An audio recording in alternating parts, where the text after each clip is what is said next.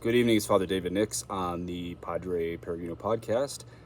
Recently, I put up a video on my channel called My Two Conversions, and it is a talk I gave in Colorado at a traditional parish talking about how I went from lefty Catholic to neocon non-trad Catholic to traditional Catholic. But it wasn't just ripping on the first two categories. I really talked a lot about what I learned from my social justice days, what I learned from working for Focus, how to evangelize non-believers, but ultimately I am very happy I'm a traditionalist.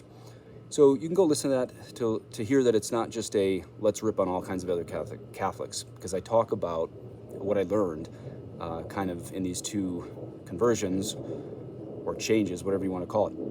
Anyway, about every year we have someone come out and explain why they're the middle of those two categories, why they're a neocon non-trad.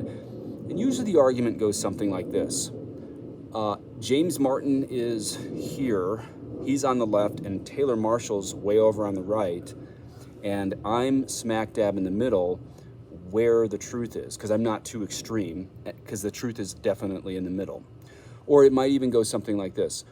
I am persecuted by both America Magazine and Remnant Magazine, just as Jesus was persecuted by the Sadducees and the Pharisees. Every year something pops up like this. Here's a really easy rebuttal of that.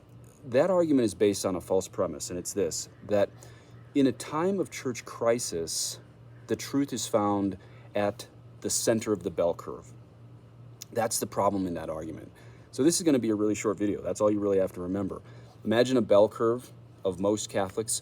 Where do you think most Catholics in the tubby center of that bell curve were in the 4th century, say in Egypt, modern day Turkey, even Italy?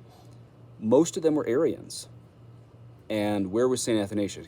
Athanasius was at that tiny little sliver at one end of the whole thing. So it's a good analogy to say, I'm smack dab in the middle of the Pharisees and the Sadducees, just like Jesus. But it doesn't work in a time of church crisis. Because in a time of church crisis, again, where were most people in the bell curve in the 4th century? They were Arians. And the very far extreme had the truth. And that's why we call him St. Athanasius now. So just keep in mind that, yeah, we don't want to be arrogant about things, but wow, things just got really loud. So I'll wrap it up. That's all you got to remember. God bless.